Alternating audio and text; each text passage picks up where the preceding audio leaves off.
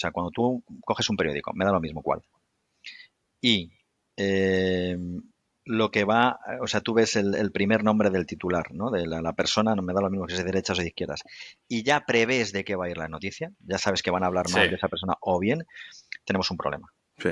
Tenemos un problema. O sea, yo, por ejemplo, volviendo al siglo XX, guerra civil, ¿no? Que es bueno, que España ha tenido tropecientas guerras civiles, ¿vale? Pero parece que solamente hemos tenido una cruenta, o sea, tristísimo, ¿no? Y lo que tú dices, ¿no? Parece que te tienes que posicionar, me parece como que el 50% eran buenos y el 50% eran malos. Mi teoría no tiene por qué ser compartida, ¿vale? Es que creo que me invento los porcentajes. Yo creo que el 95% eran buenísimos y un 5% más dirigente de la clase política y afines y allegados eran malísimos. Y por eso tiene lugar una guerra civil. Pero insisto, este argumento que yo lanzo aquí puede perfectamente no ser compartido. Pero yo personalmente me opongo a que el 50% de la población sea mala. Pero me da lo mismo de qué bando, ¿eh? O sea, yo creo que la gente Sí. fue víctima de una serie de factores que sumaron en la mala dirección siempre y se terminó como se terminó. Y lo sabes, una de las cosas que yo he hecho es mi propio árbol genealógico, ¿no? Y Ujú. cuando te das cuenta de que tienes absolutamente de todo, yo creo que además sería un ejercicio extraordinario para que hiciera todo el mundo. Sería una cura de humildad increíble, ¿no? El ver que al final tienes absolutamente de todo en tu sangre y de que más o menos todos venimos del mismo sitio. Yo siempre hago un ejercicio de matemáticas. Si la gente, por ejemplo, ya no te digo hacer el árbol genealógico porque al final no tiene por qué la gente compartir mis propios hobbies, ¿no? O sea, y más yo que soy un tío un poco enfermizo, ¿no? Para estas cosas. Pero si dedicáramos, por ejemplo, minuto y medio a coger una calculadora y a multiplicar o a elevar 2 a la 40 potencia, es decir, 2 por 2 por 2 así 40 veces, ese es tu árbol genealógico en más o menos 11 12 siglos, ¿vale? Es decir, puedes llegar al siglo X. Siglo X sería tu peldaño número 40 en el árbol genealógico, ¿vale? Más o menos a lo mejor me puede fallar algún número, pero más o menos a Ujú. 3 4 generaciones por siglo, siglo X perfectamente, peldaño 40 más o menos, ¿de acuerdo? Si tú multiplicas 2 por 2 40 veces, te van a salir más de 11 billones con B de abuelos, si no me falla la memoria, ¿vale? Es decir, que seguramente tú y yo y muchos de los que nos están escuchando son descendientes directos de Urraca I de León, por ejemplo, ¿no? Entonces, eso te da una cura de humildad importante. O sea, yo, por ejemplo, que me he hecho el árbol genealógico y yo pensaba que era de La Mancha y resulta que tengo antecedentes o ancestros en Galicia, Asturias, Almería, Valencia, Córdoba, Zaragoza, Cuenca, dices, ostras, que es que somos mezcla, ¿no? Entonces, yo creo que eso Mm. también curaría una enfermedad que tenemos los españoles. Esto también es de cosecha propia, se puede compartir o no, ¿no?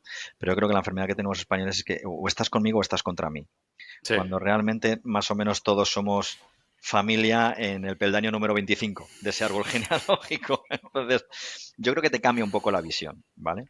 De hecho, hay una teoría muy bonita que dicen que Carlomagno, por ejemplo, que tuvo 25 hijos, dicen que media Europa es descendiente de Carlomagno. Es decir, que eso también te da una imagen diferente de los europeos. Yo creo que si la gente pensara bajo ese prisma, yo creo que la sociedad como tal crecería y no sería o no estaría tan enfrentada o tan polarizada como creo que Mm. está ahora mismo. Pero ahí ya me estoy metiendo en un terreno pantanoso con el que no me encuentro demasiado cómodo.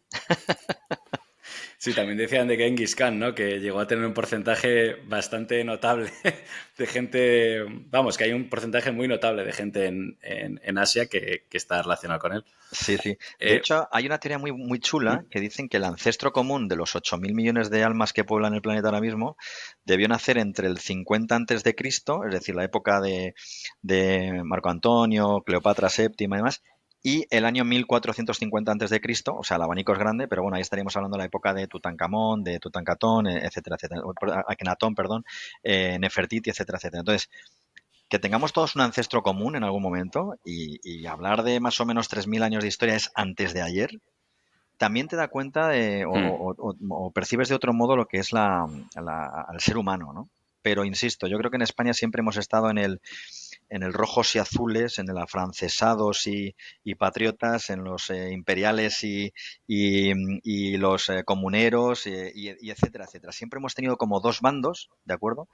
Y yo creo que eso deberíamos intentar corregirlo en algún momento o en algún punto de la historia, que yo creo que no terminamos de pasar página.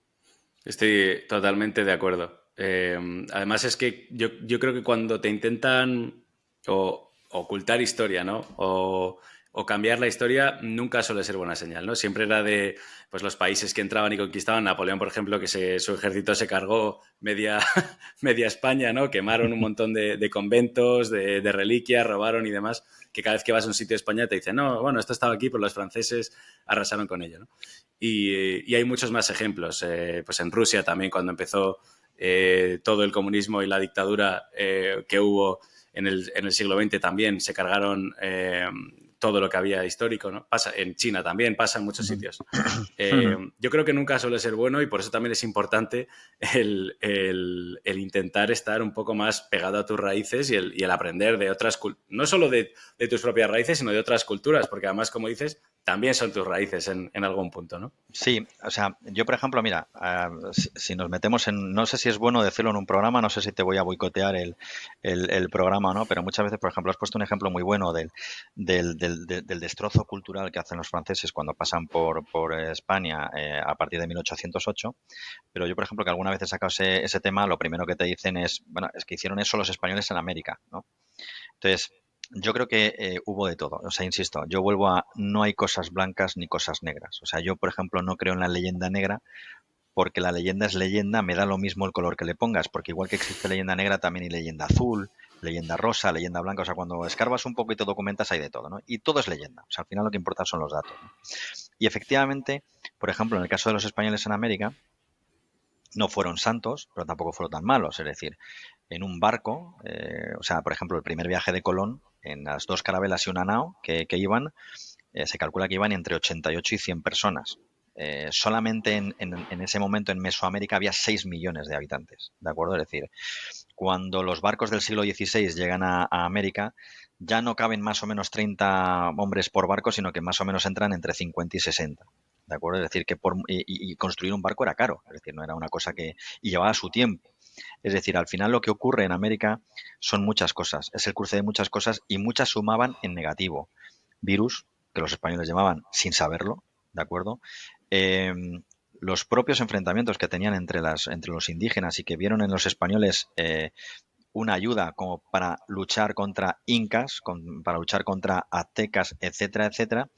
Y evidentemente, claro que los españoles se llevan oro, pero también dejan universidades, dejan colegios mayores, dejan hospitales, dejan muchísima cultura y eso se queda ahí como patrimonio.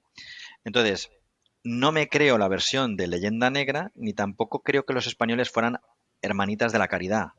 Es decir, eres un extremeño, que no eres dueño de tu tierra, no eres dueño ni de la azada con la que estás trabajando la tierra, y te dicen aquello de vente para Alemania, Pepe, pues ves una oportunidad y vas allí y ya podían decir las leyes de Burgos Misa que allí Isabel la Católica no llegaba.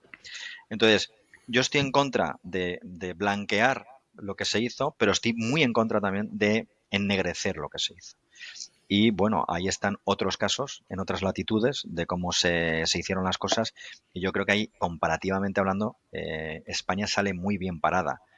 Pero muchas veces es como caer otra vez en la misma piedra y luchar contra un relato que ha tenido un marketing excepcional, pero excepcional, ¿no? Y yo creo que los españoles debemos estar orgullosos de nuestra historia porque lo que ha hecho España no lo han hecho otros muchos. Aquí me gusta lanzar una idea, y se lo digo muchas veces a mis alumnos. Yo creo que hay tres tipos de países en la historia.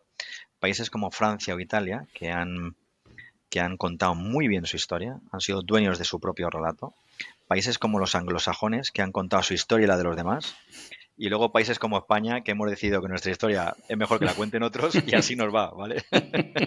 Entonces, bueno, eso hay que cambiarlo poquito a poco, ¿no? O sea, yo creo que podemos estar orgullosos de la historia sabiendo que hay cosas que se han hecho mal en el pasado, pero que en términos generales yo creo que salimos bastante bien parados. Sí, de todas formas, tampoco creo que sea un argumento el que te hace la gente, ¿no? De decir, oye, mira, aquí en España los franceses pues quemaron un montón de iglesias, se llevaron un montón de cosas y tampoco creo que sea el argumento de decir, bueno, pero España también lo hizo ahí, porque no se trata de eso, ¿no? O sea, Claro, es que caes un poco en el y tú más, ¿no? El y tú claro. más. Y yo creo que eso no construye para ningún caso. Mira, por ejemplo, España ha tenido siempre, sobre todo el siglo XVIII, hemos estado muy enemistados con Inglaterra, ¿no? Era un poco Mm. como el enemigo a batir. E Inglaterra veía en España, pues, esa monarquía hispánica en la que no se ponía el sol, etcétera, etcétera, ¿no? Bueno, en el siglo XVIII ya estamos un poco ya más de caída, ¿no? Pero, pero sí que es cierto que Inglaterra es un país que no concede méritos a aquel que le pueda hacer sombra. Lo hace con España, lo hace con Alemania, lo hace con Francia, pero hay que reconocer que Inglaterra hace muchísimas cosas bien, ¿no? Y ya a lo mejor hay que aprender de ellos. Entonces, yo creo que hay que tener ese pensamiento crítico, hay que seguir un poco el método socrático y hacerse preguntas para darte cuenta de que, bueno, sí, que nos han hecho la 13-14 muchas veces, pero que lo han hecho bien. O sea, Inglaterra, por ejemplo, en estado puro, que Inglaterra es casi como el perejil en todas las salsas. Inglaterra es capaz de estar ayudando a España con Wellington para echar a los franceses de la península y al mismo tiempo estar luchando contra España en Perú, en Nueva España, etcétera, etcétera. Es decir, imagínate, ¿no? Bueno, pues esas cosas hay que ponerlas en valor estratégicamente hablando como un país que busca sus propios intereses, ¿no? Sí que es cierto que a veces pues salimos mal parados con respecto a su historia y parece que los ingleses son todos malos, malos, malos. Volvemos a lo mismo. Yo no creo que el 100% de los ingleses sea mala gente, ¿vale? Eh, Hay cosas que hacen muy bien y hay cosas que te duelen, pero hay que poner en valor las cosas que hace bien Inglaterra. Aunque hayamos tenido un siglo XVIII en el que hemos estado a tortas y en el cual han salido héroes espectaculares que muy poca gente conoce. Y ya no hablo de un Blas de Lezo, que es como el caso paradigmático que todo el mundo nombra y que yo creo que hasta antes de ayer nadie conocía. Un Jorge Juan, por ejemplo, sin ir más lejos. O la historia de un buque español que es el Glorioso, que si nadie conoce, invito a que lean por ahí. Entonces, te salen personajes espectaculares que no me digas por qué no aparecen en los libros de texto, no se explican y que conllevan o que detrás de ellos habría un mensaje de management brutal y que perfectamente se podría enseñar en cualquier escuela de negocios. ¿Cómo encuentras buenas fuentes históricas para sacar este tipo de personajes, ¿no? De lecciones que creo que sí que son muy valiosas y que por algún motivo no nos enseñan? Imagino por al final simplificar y llegar a los plazos que tiene, ¿no? La educación. Claro, bueno, al final la historia es amplísima, ¿vale? Hmm. Y yo entiendo que a lo mejor un libro de historia, pues una asignatura de historia que se da en un curso en 9 meses a un chaval de, no lo sé, me lo invento, de 13, 14 años, pues a lo mejor no llegas a poder concluir todo el temario, ¿vale? Pero a mí sí que me llevan un poco los demonios cuando, por ejemplo, la gente no sabe quién es, no lo sé, Jerónimo de Allanz, que es un tipo que se adelanta a la máquina de vapor de Watt eh, un par de siglos casi, ¿vale? Entonces dices, ¿cómo es posible que esto no se enseñe Hmm. en los libros de historia, ¿no? O que la gente no sepa quién es Gabriel de Castilla, que fue la primera persona que vio las costas de la Antártida.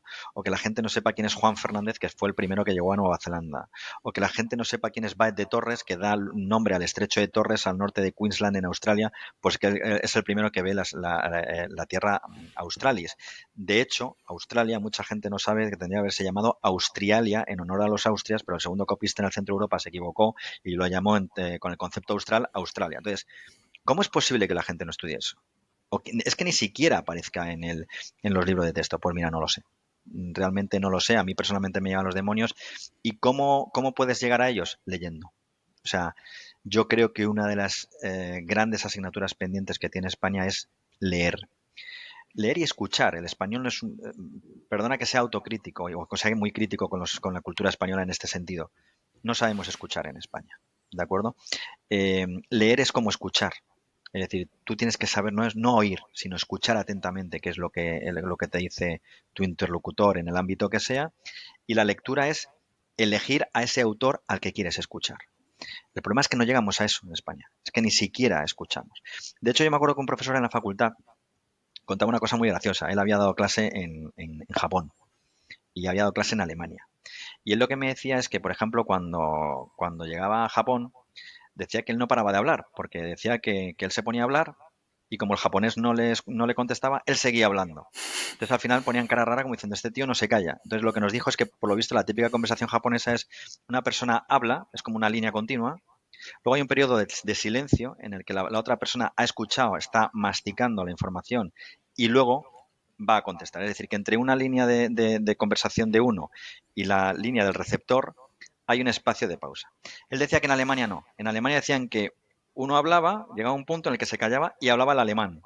¿Vale? O sea, era como una línea continua en la que uno hablaba, respetaba y luego hablaba el alemán. O sea, en España no, en España las dos líneas se superponen, es decir, tú todavía no has terminado de hablar y el interlocutor ya te está hablando, ya te está contestando, porque muchas veces pensamos que vamos a contestar sin escuchar o el 100% del mensaje que nos está dando el interlocutor. Entonces yo creo que lo tenemos ahí como muy incrustado en nuestra cultura, el no escuchar, y eso además va asociado a no leer. Yo creo que si en España se leyera mucho más, muchísimas cosas nos irían mejor. O por lo menos la gente sería más crítica y estaría seguramente más preparada para esto ahora que está tan de moda como son los bulos, las fake news y demás. Yo creo que el mejor arma que tiene la persona es la información y para eso hay que saber escoger los libros, saber escuchar, saber documentarse y desafortunadamente en España, creo, igual se puede compartir mi opinión o no, pero la gente no escucha. Y ya en historia ni te cuento. O sea, yo creo que en historia tenemos un complejo brutal en el cual parece que cuando... Lo dice muy bien María Elvira Rocabarea, una gran historiadora, que he oído decir alguna vez, decir es que vas a hablar de Felipe II y parece que tienes que pedir disculpas. Oye, perdón, o sea, ya lo sé, voy a hablar de Felipe II, te pido disculpas, pero resulta que Felipe II hizo tal cual. Entonces, yo creo que no tenemos que pedir disculpas. O sea, es nuestra historia, tenemos que presumir de ella, lo que te decía antes. Tenemos claroscuros, podemos presumir algunas cosas, sí, otras no, seguramente, pero en el balance, posiblemente la historia de España sea una de las que mejor parada salga por la cantidad de cosas que han hecho nuestros ancestros. Pero bueno, en fin, ahí lo dejo, se puede estar de acuerdo conmigo o no. No, no, yo, o sea, yo estoy totalmente de acuerdo contigo y por eso te preguntaba lo de las fuentes, ¿no? Pues por saber si hay pues ciertos libros que sean que no te puedas perder, ¿no? Algunos podcasts como el tuyo o alguno más de historia de España que puedas Hay, recomendar a la gente. hay muchísimos, hay muchísimos podcasts. Ahora mismo, me baila el nombre ahora, pero La piel del tambor me parece que es uno de ellos, que es buenísimo. Su autor hace unos desarrollos a veces largos, pero invito a la gente a que se tire una hora y pico escuchando un podcast porque lo único que vas a hacer es aprender, ¿de acuerdo? Eh, hay muchísimos libros de historia buenísimos, ¿vale? Y algunos con mucho sesgo político, es decir, que a veces si ves que van a poner mal a España, te recomiendo que te leas uno que va a poner mal y otro que va a ponerla bien y compares, ¿no? A mí me gusta mucho uno, y se lo recomiendo a los alumnos, de Francisco García del Junco, que es un catedrático sevillano, que se llama Eso no estaba en mi libro de historia de España. Me parece que es un libro muy ameno, muy fácil de leer. De hecho, tiene dos, ese y luego otro que se llama Eso tampoco estaba en mi libro de historia de España. Entonces, te saca casos muy bien desarrollados, ¿de acuerdo? Que están muy chulos.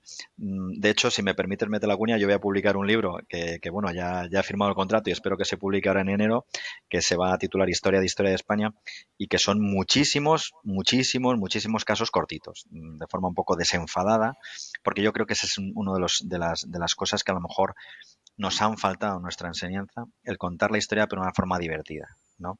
A veces sé que me sobra un regate, ¿no? Cuando en lugar de hablar del monarca digo, y el tipo hizo no sé qué, o este menda, pero lo que busco no es llegar a lo peyorativo, sino el hacer cercano un lenguaje más histórico que yo creo que a veces hemos tenido la mala suerte de que nos lo han contado de una forma muy rancia o a lo mejor a una edad muy temprana, ¿no? Es decir, muchas veces pongo siempre como ejemplo el Quijote.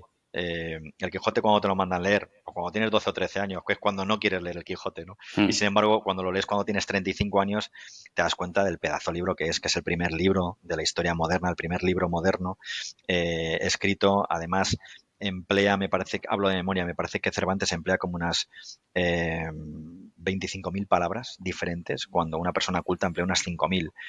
Es un libro para saborear, y sin embargo, el Quijote es como esa, no sé, como esa quimera, como ese ejemplo que nadie se ha leído, ¿de acuerdo? O que se leyó algunos capítulos cuando estaba en mi época en BUP, ahora sería la ESO o bachiller, y que la gente, bueno, pues está ahí, presumimos de que es una gran obra de arte, pero que poca gente se ha leído. Entonces, yo creo que cuando nos enseñan historia precisamente es cuando nos pillan en un momento de nuestra vida, de nuestro ciclo vital, en el que seguramente no te interesa Carlos III o no te interesa, no lo sé, María de Molina. Mm. Y sin embargo, creo que cuando van pasando los años, o por lo menos yo lo he descubierto dando clases de historia en el IE, te das cuenta que tus alumnos ya de 40 años ponen muchísima atención, te preguntan, te preguntan por bibliografía y dónde puedo abundar en este tema o qué libro me puede explicar de esto y del otro, ¿no? Y en cuanto a fuentes hay muchísimas. Eh, la Academia de Historia del Arte, ¿de acuerdo? Te hace un estudio pormenorizado de todos los personajes, pero insisto, yo creo que el ponerte a leer, el ponerte a indagar, te va llevando de un personaje a otro. Si no se comienza, no vas a llegar nunca a saber, pues no lo sé, me lo invento, quién fue Leonardo Torres Quevedo, ¿no? Parece mentira que en España la gente estudie nuevas tecnologías y no sepa quién es Leonardo Torres Quevedo. Pues tenemos un problema. 100%, sí. Además es que, vamos, yo creo que estás totalmente, vamos, has acertado, has dado de pleno. Yo creo que también hay un problema con la manera en la que lo estábamos hablando, de hecho, justo antes, Uh -huh. que se enseña la historia. Creo que se podría hacer bastante más ameno y entretenido y humanizar más a las personas que estaban viviendo esos momentos, que al final eran personas, ¿no? En otras circunstancias, porque pues no tenían a lo mejor tantos medios como tiene una persona media de ahora, pero oye, eran personas que tenían que tomar decisiones, que tenían sus sentimientos y que al final pues siguieron para adelante o no, ¿no? O sea, ya Sí. depende de lo que leas. Yo muchas veces cuando doy mis clases lo que les digo es, bueno, hay que ponerse en los zapatos Sí. de un tipo del siglo XVI, ¿vale? Para, oye, ¿y por dónde tiro, no? Por ejemplo, Colón. A Colón se le critica de, bueno, es que Colón llegó un poco de chiripa a donde llegó, no supo dónde había llegado, no se enteró, hizo 4 viajes y seguía sin enterarse. Colón firma un contrato que son las capitulaciones de Santa Fe que no la hubiera firmado en ningún otro país. El décimo, le iba a corresponder la décima parte de todo, la octava parte de lo que descubrieran otros exploradores y de todas las empresas que surgieran. Y se lo dan, entre otras cosas, porque yo creo que los reyes católicos, esto no lo sabremos nunca, ¿no? Pero es una conjetura mía. Yo creo que los reyes católicos le dijeron, total, si se va a hundir, es decir, no va a llegar, no vamos a perder nada. Y si descubre algo, pues estupendo, pues mira, se lo damos, pero eso que nos llevamos, ¿no? Y no iba a llegar a América, iba a llegar a las Indias, lo que se llamaba como Catay y Zipango, que son las actuales China y Japón. Y claro, cuando en el tercer viaje pasa por el Orinoco, un tipo que se las sabe todas como Colón, sabe que no está en las islas que ha dibujado en su mapa Toscanelli, ¿de acuerdo? Él había estado con la corona portuguesa, porque se había casado con una portuguesa, desde las costas de Sierra Leona hasta las Islas Británicas. Él sabía perfectamente cómo funcionaban los vientos, ¿no? Entonces, cuando pasa por el Orinoco, date. O sea, ahí yo creo que ya se dio cuenta de decir, uy, esto no es una isla, esto tiene que ser un continente y está muy al sur. Pero es que en el cuarto viaje, en lo que sería el actual Panamá, lo que le dicen es, aquí hay otro mar enorme que no sabemos dónde termina.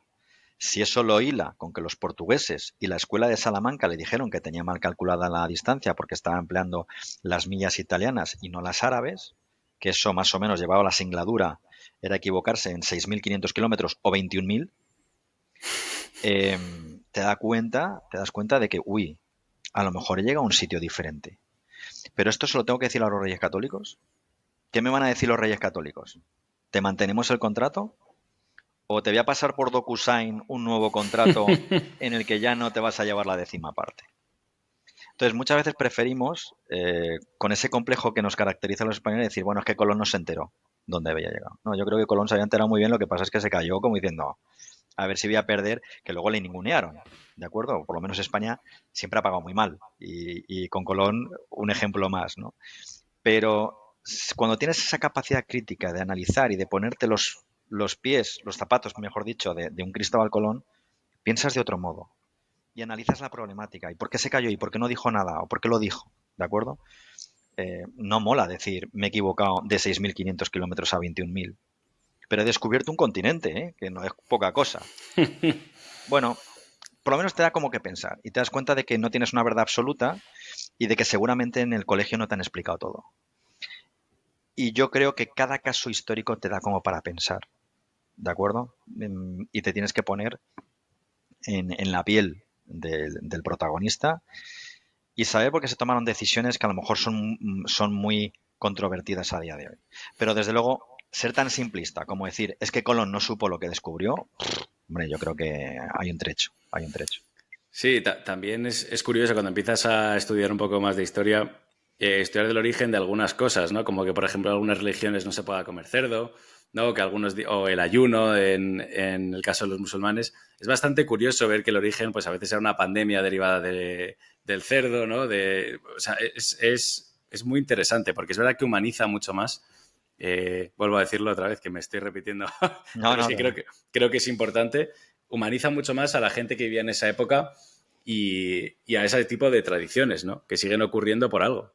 bueno, hay muchísimo vocabulario que lo tenemos incrustado en nuestro día a día y que muchas veces no sabemos que viene de una pandemia, de una inquisición o de un episodio muy concreto que se generaliza y la gente lo sigue diciendo a día de hoy como papagayo, pero si preguntas, oye, ¿de dónde viene este vocablo o esta frase?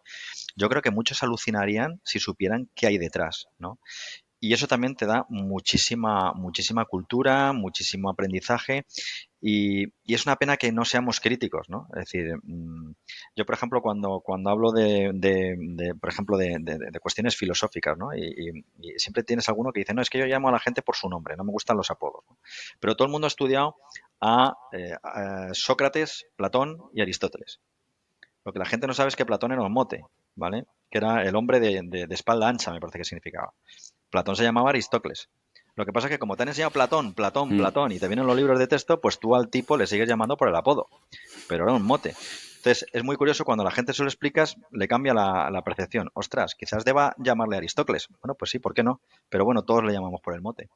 Bueno, pues es bueno tener ese pensamiento crítico aunque solamente sea como para... Yo sé que te estoy poniendo un ejemplo a lo mejor un poco inocente, ¿no? Pero ¿por qué todos los filósofos griegos tienen nombre griego menos Platón? O sea, que no parece griego, ¿no? Pues eh, quizás nos ha faltado esa autocrítica a la hora de aprender hasta las cosas más básicas. Y muchas veces lo damos como cierto y las fake news han estado ahí desde siempre. ¿De acuerdo? De hecho, yo siempre, por ejemplo, cuando visitamos el convento de Santa Cruz la Real, que es donde está la Universidad de Lí en Segovia, yo siempre les digo que Torquemada tuvo dos ayudantes que eran Alonso Espina y Alonso de Cartagena. Sobre todo Alonso Espina era un crack en las fake news. Fue un auténtico crack. No te digo que las inventara, pero claro, sobre todo cuando se lo digo a los alumnos de comunicación, dicen, uy, ostras, aquí ha salido un personaje que no teníamos en el radar y que a lo mejor hay que estudiar, ¿no? Y que tiene que ver mucho con cómo operaba la Santa Inquisición y demás. Lo que decíamos antes, muchas cosas se repiten, decimos muchas frases, muchos vocablos, muchas cosas que vienen de una herencia de a lo mejor de episodios muy dudosos como la Santa Inquisición, ¿no? Mm. Y aquí te quiero lanzar una pregunta que es un poco más típica, ¿no? Pero ¿cuál es tu parte favorita de la historia? O sea, si pudieses ser un ente invisible, antibalas, que estuviese viendo, ¿no? Viendo un suceso histórico, ¿a qué era te irías? Bueno, yo tengo dos. Ahí tengo, o sea, seguramente que cada uno tendrá su gusto, ¿no? O sea, a mí Mm. personalmente me ha gustado siempre mucho Isabel la Católica. O sea, siempre hay alguien que dice, no, era una golpista. Hombre, claro. Volvemos a lo de antes. Ponte en los zapatos de una tipa como ella que en el siglo XV es ninguneada por su hermanastro, por Enrique IV, y que al final dice, date, quizás a lo mejor yo, que era la última en el árbol genealógico para reinar, tengo posibilidades, ¿no? Me parece que Isabel la Católica pone a España en Champions League. Es la arquitecta de un imperio y todo lo que sucede en el siglo XVI es consecuencia de su management en finales del siglo XV y lo poquito que vivió a comienzos del siglo XVI. Me parece que es un personaje espectacular. Antes he dicho tipa, a veces hay gente que me lo dice, me lo echa en cara, lo digo con el mayor de los cariños. Me parece una mujer excepcional. O sea, yo siempre he dicho que España ha tenido reyes regulares, pero unas reinas excelentes. Ahí están María de Molina, la reina regente Juana de Austria o la mismísima Isabel la Católica. Me parece que pone a España en otro nivel. Y luego yo que tuve la suerte de visitar Egipto, a mí me gusta mucho la época de Ramsés II.